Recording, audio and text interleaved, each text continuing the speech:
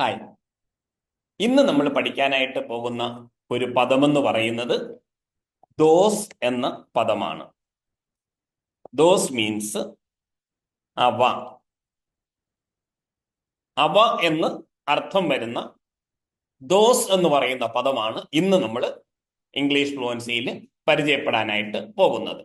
അതായത് അകലെ ഇരിക്കുന്ന ഒരു കൂട്ടം വസ്തുവിന് സൂചിപ്പിക്കാനായിട്ട് പ്രസന്റ് ചെയ്യാനായിട്ട് ഉപയോഗിക്കുന്ന ഒരു പദമാണ് ദോസ് എന്ന് പറയുന്നത്. നമുക്ക് ഈ 4 പാറ്റേൺസ് എങ്ങനെ ഇതിനകത്ത് യൂസ് ചെയ്യാമെന്ന് നമുക്കൊന്ന് നോക്കാം. ദോസ് ആർ ബുക്സ് എന്ന് പറയുമ്പോൾ ഇതൊരു പോസിറ്റീവ് സ്റ്റേറ്റ്മെന്റ് ആണ്. അവ പുസ്തകങ്ങൾ ആണ്.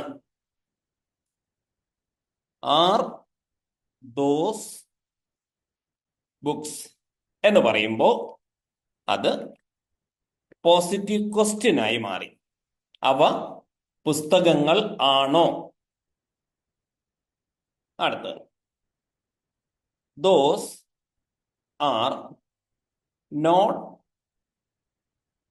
ബുക്സ് എന്ന് പറയുമ്പോൾ അത് നെഗറ്റീവ് സ്റ്റേറ്റ്മെന്റ് അല്ലെങ്കിൽ നെഗറ്റീവ് സെന്റൻസ് ആയി മാറുന്നു.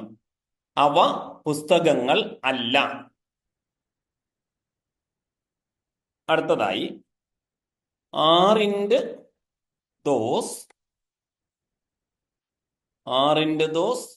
ബുക്സ് എന്ന് പറയുമ്പോഴേക്കും അത് നെഗറ്റീവ് ക്വസ്റ്റ്യനായി മാറി.